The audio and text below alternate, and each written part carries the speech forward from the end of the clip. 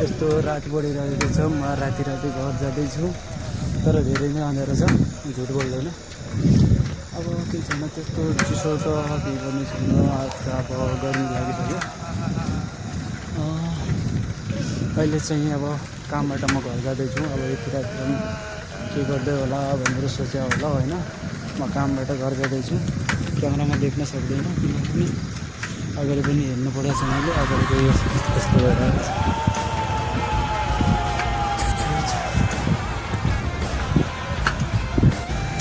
आजको दिनको कुरा गर्दाखेरि आजको दिन मेरो त्यति राम्रो भएको छैन, किनभने म बिहान काममा जाँदा जाँदा एउटा भाइले लोला हान्ने जस्तो गरेर मलाई साइकलबाट झराइदिएको थियो।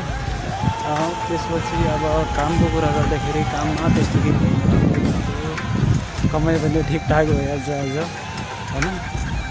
काममा आज राम्रो जस्तो भनौँ कि नराम्रो जस्तो भनौँ केही समझ आउँदै छैन मलाई। ठिकठाक तर धेरै जस्तो खराब गएको छ।